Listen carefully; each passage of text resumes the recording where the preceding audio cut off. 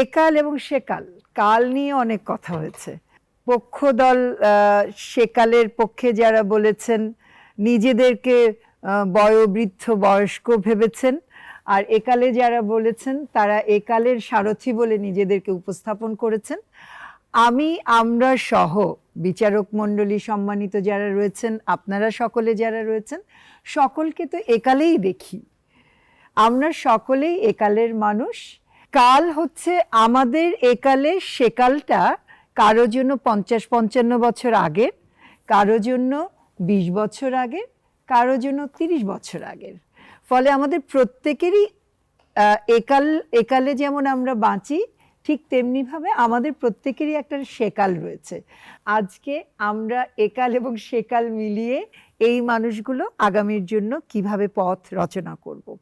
ফলে সেটা খুব গুরুত্বপূর্ণ। ঈদের দিন হাসি ঠাট্টা করে আনন্দে কাটাবারই দিন, কিন্তু সাথে সাথে ঈদের যে অন্তর্ভুক্তি, ঈদের যে ভাবগাম্ভীর্য, ঈদের যে সকলকে নিয়ে আমাদের ঈদ করবার যে তাড়না, যে প্রেরণা আমরা আদি অনন্তকাল থেকে ধর্মীয়ভাবে সামাজিকভাবে পেয়ে আসছি, সেই জায়গা থেকে বিচ্যুত হওয়া কিছুতেই চলবে না। এবং যখনই বিচ্যুতি ঘটবে তখনই নিরানন্দ থাকবে।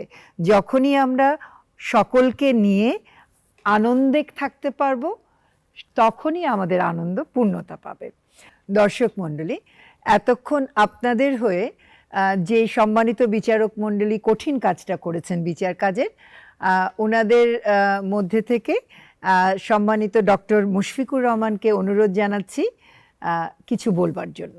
বিতর্কে আমি একটি জিনিস অনুভব করলাম আজকে, বিশেষত যারা পক্ষে অবস্থান করেছেন তারা দলগত একটা অবস্থান নিয়ে এসছেন এবং তারা পরস্পরকে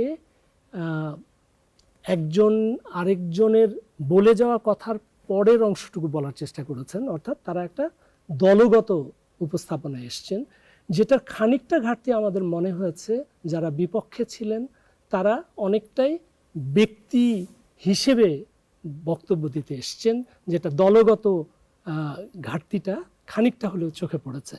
এবং সম্ভবত এই জায়গাতেই দুটো প্রজন্ম যে তারা উপস্থাপন করছেন, সেই জায়গাটার প্রতিফলনও খানিকটা হলেও কাকতালীয়ভাবেই বলতে পারেন ঘটে গেছে।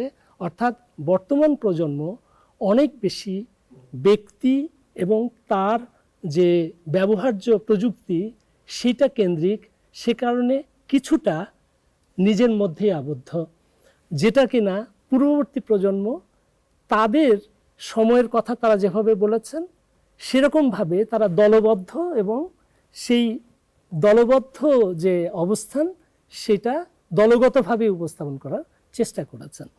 আমরা যেন প্রযুক্তির মধ্যে নিজেরা দাসত্ব বরণ না করি, আমরা যেন মানবিকতার যে আবেদন সেটাকে ভুলে না যাই, বরং সেটাকে আরও বিকশিত করি। সেটাই হবে ঈদ উদযাপনের প্রকৃত আনন্দ।